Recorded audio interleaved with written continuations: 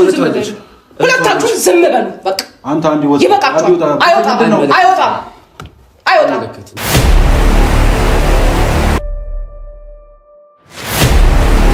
ምንም ሌላ ታሪክ የለውም። በነገራችን ላይ አብርሃም አውቀህ እየተጃጃልክ እንደሆነ ነው እኔ ከጀርባም ሰምቻለሁኝ። እኔም እንደዛ ነው እየተሰማኝ ያለው ማለት ነው። በቃ ሆን ብለህ ከሄርሜላ ጋር የጀመርከውን ግንኙነት ለማቋረጥና ወደ ሩታ ለመመለስ ብለህ ራስህ ማለት ነው ራስህ ኤፍሬምን ተጠቅመህ እየሰራ ያለው ድራማ እንደሆነ ነው እንደኔ እየተሰማኝ ያለው።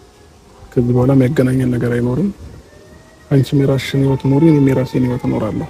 ትላንቱን ቪዲዮ ሁላችሁም ከተመለከታችሁ በኋላ ብዙዎቻችሁ እንደተወዛገባችሁ እየሰማሁኝ ነው። ሰው እኔም እንደማንኛውም ሰው ተወዛግቤ ነበረ። ግን ደግሞ ከዚህ ነገር ጀርባ እየተወሩ ያሉ ነገሮች እኛ ከጠበቅናቸው በተቃራኒ እንደሆኑ ነው እንደኔ እየተረዳ ያለሁት ማለት ነው። ምክንያቱም አብርሃም ሆን ብሎ ወይም ይሄንን አጋጣሚ ተጠቅሞ ወደ ሩታና ወደ ልጁ ለመመለስ ነገሮችን እያመቻቸ ነው የሚሉ ነገሮችንም እየሰማን ነው። ምክንያቱም ሁላችንም ፎከስ ያደረግነው የሆነ መተት ተሰርቶበት አንገቱ ላይ ምናምን ብቻ ይሆናል አይደለ?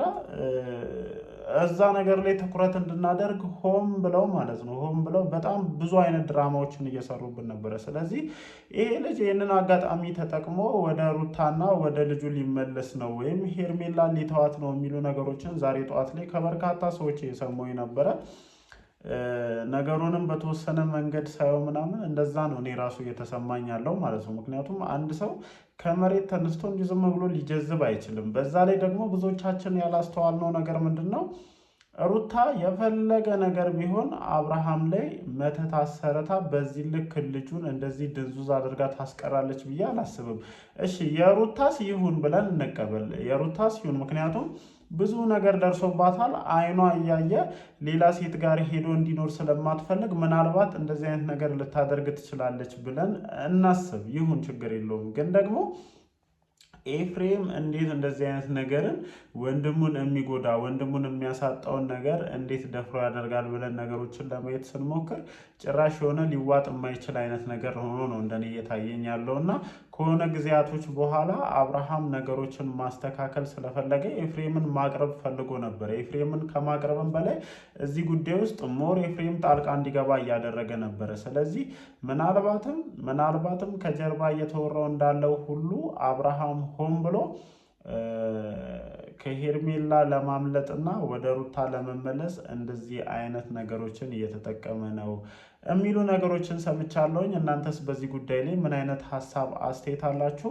ይህንን ነገር ደግሞ ከጀርባ ሆኖ በደንብ ማኔጅ እያደረገ ያለ ሁላችንም ጭራሽ በፍጹም ልንጠረጥረውና ልንለው የማንችለው ሰው ከዚህ ነገር ጀርባ እንዳለም ይህንን መረጃ የሰጡኝ ሰዎች ነግረውኛልና እኔ ያው 50-50 ነኝ። ምክንያቱም የሆነ ነገርን ከሰማሁኝ በኋላ ብዙ ነገሮችን ወደኋላ መለስ ብዬ ለማየት እሞክራለሁ። ነገሮችን ወደኋላ መለስ ብዬ ለማየት ስሞክር ደግሞ ይህንን ነገር አልቀበልም ወይም የምታወሩት ነገር ትክክል አይደለም፣ ይሄ ልጅ እያየን እንዳለ ነው በመተት ተይዞ ነው የሚለውን ነገር እንትን ማለት አልቻልኩም። በቃ 50-50 ነው የሆንኩት። እንደውም አሁን የመጣው ሀሳብ ወይም አብርሃም ወደ ልጁና ወደ ሚስቱ ይህንን አጋጣሚ ተጠቅሞ ሆን ብለው ከነ ኤፍሬም ጋር ተመካክረው የፈጠሩት ነገር ነው የሚለውን ነገር ውስጤ አምኖ ለመቀበል እንትን እያለ ነው እና እናንተስ በዚህ ጉዳይ ላይ ምን ትላላችሁ? እንደተለመደው ሀሳቦችን እየሰጠን ቆንጆ ቆይታ እናደርጋለን ማለት ነው። ሰላም፣ እንዴት ናችሁ የኔ ተወዳጅ ቤተሰቦች? ደህና ናችሁ ወይ?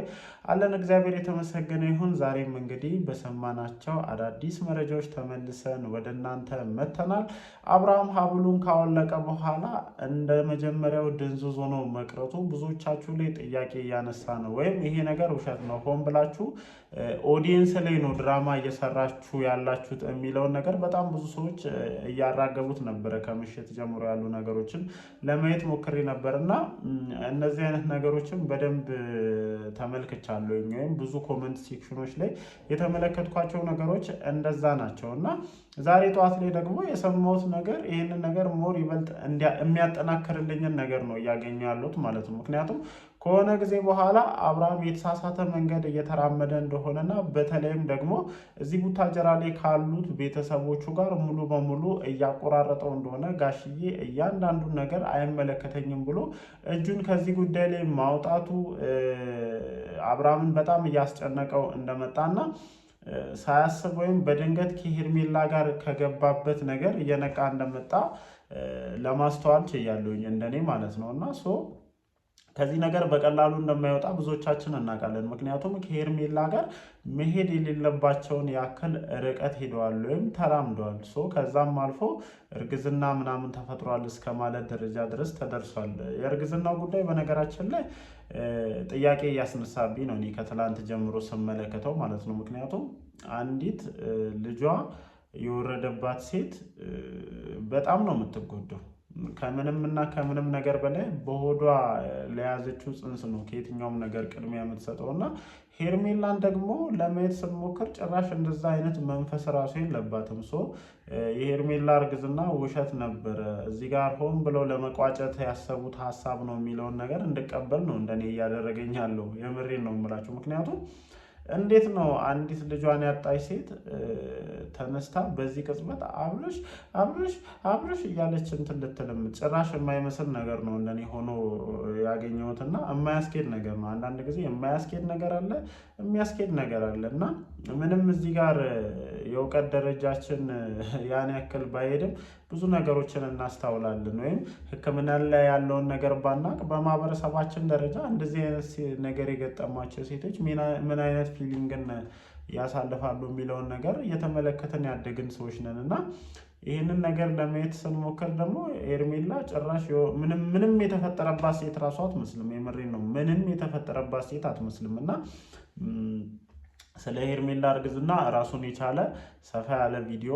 እሰራበታለሁ ወይም ደግሞ ከተመቻቸልኝ ላይቭ ገብቼ በሱ ጉዳይ ላይ በደንብ ሀሳቦችን ለመስጠት እሞክራለሁ። እንደውም ከቻልኩ ዛሬ ወደ 11 ሰዓት አካባቢ ላይቭ ለመግባት እሞክራለሁ ማለት ነው። በደንብ በዚህ ጉዳይ ላይ ሀሳቤን ማንሳት እፈልጋለሁ። እናንተም እስከዛ ድረስ ኮመንት ሴክሽን ላይ በዚህ ጉዳይ ላይ በደንብ ሰፋ ያለ ሀሳባችሁን እንድትሰጡኝ እፈልጋለሁ። ወደዚህኛው ሀሳቤ ስመለስ ደግሞ ብዙዎቻችሁ የትላንቱን ቪዲዮ ከተመለከታችሁ በኋላ የነበራቸው አመለካከት ሙሉ በሙሉ እንደተቀየረ ያው በመግቢያ ላይም በሰፊው ተናግሬያለሁኝ እና እኔ ራሱ እንደዚህ አይነት ነገር ነው እየመሰለኝ ያለው። ምክንያቱም ኤፍሬም ወደዚህ ጉዳይ የገባበትን ጊዜ በደንብ ለመመልከት ሞክሮ እኔ እንደውም ሰፋ ያለ ቪዲዮ በዚህ ጉዳይ ላይ በደንብ ለመስራት አስቤያለሁ። የነበሩ ቪዲዮዎችን ሁላ እያመጣን ማለት ነው። ምክንያቱም ኤፍሬም እዚህ ጉዳይ ላይ የገባበት አገባብና ነገሮችን በደንብ መለስ ብላችሁ ለማየት ስትሞክሩ የፈለገ ሩታን ሊወዳት ይችላል፣ የፈለገ ከሩታ ጋር እንዲሆን አብርሃም ሊፈልግ ይችላል። ግን አብርሃም ላይ ጨክኖ መተት ያሰራል የሚል እሳቤ እንደኔ የለኝም። የምሬን ነው የምላችሁ። በፍጹም ይሄንን ነገር ያደርጋል ብዬ አላስብም። መጀመሪያ እንዴት ሩታ እሺ ተበዳይ ናት፣ ባሏ አይኗ እያየ ከሌላ ሴት ጋር እንዲሆን ስለማትፈልግ ምናልባት በቃ ሰዎችም ገፋፍቷት የሆኑ ነገሮችም ተሰምቷት ሴጣን አሳስቷትም እንደዚህ አይነት ነገር ልታደርግ ትችላለች ብለን እንቀበል አይደለ? እንደዚህ አይነት ነገር ልታደርግ ትችላለች ብለን እንቀበል። ግን ኤፍሬም ይህንን ነገር በድፍረት ያደርገዋል ብዬ አላስብም። ስለዚህ አብርሃም ራስህ አብረህ አውቀህ እየተጃጃልክ ነው። አብርሃም ራስህ አውቀህ እየተጃጃልክ ነው። በቃ አውቀህ እየተጃጃልክ ነው። ራስህን ከሄርሜላ አስወጥተህ ወደ ቤት መመለስ ፈልገሃል። እንዴት ብለህ መመለስ እንዳለብህ ስላላወቅ ማድረግ ያለብህ ወይም ለማድረግ እየሞከርክ ያለው ነገር ምንድን ነው? ይህንን አጋጣሚ ተጠቅመ ወይም ኤፍሬምን በደንብ ተጠቅመ ሄርሜላን ከህይወትህ ለማስወጣት ጥረት እያደረግክ እንደሆነ ነው እንደኔ እየተሰማኝ ያለው ማለት ነው። አንዳንድ ከእናንተ ጀርባ ያሉ ሰዎች ናቸው ይህንን ነገር የተናገሩት ወይም ይሄን መረጃ ያደረሱን ማለት ነው። መጀመሪያ ተነግሮ ነበረ። ይሄ በጣም እርግጠኛ ሆነ መሄድ የማትችልበት እንትን ላይ የዚህን ያክል ጠልቃ አትግባ እየተባልክ ነበረ በተደጋጋሚ። አሁን ላይ መውጫው ሲጠፋክ የማይሆን አይነት መንገድ ነው እየተራመድክ ያለው። ይሄ ደግሞ ጭራሽ የማያስኬድ ነገር እንደሆነ አስረግጬ ልነግራችሁ እፈልጋለሁ። በቃ የሆነ የህፃን ስራ ነው ሁላችሁም እየሰራችሁ ያላችሁት ማለት ነው፣ ከትልቅ እስከ ትንሽ። ለማንኛውም ከዚህ ሀሳብ ጀርባ ኤፍሬምን ልኮ ማለት ነው፣ ከአብርሃምን ባሻገር ኤፍሬምን ልኮ ይሄ ነገር በደንብ እንዲከናወንና ሁሉም በየፊናቸው እንዲንቀሳቀሱ እያደረገ ያለ ሰው እንዳላቃለሁኝ እዚህ ጋር ስም መጥቀስ አስፈላጊ ስላልሆነ ይሄንን እንዘለዋለን። ብቻ እናንተ በዚህ ጉዳይ ላይ ምን አይነት ሐሳብ አላችሁ? ሐሳባችሁን እናንተም ኮሜንት ሴክሽናችን ላይ ማስፈራችሁን አትርሱ ማለት ነው። እንዳልኳችሁ ከተመቻቸ በኋላ ላይ ገብተን በደንብ ስለዚህ ጉዳይ ሰፋ ያለ በላይቭ ማለት ነው ጥሩ ቆይታ እናደርጋለን ብዬ አስባለሁኝ። እወዳችኋለሁኝ። ይመቻችሁ።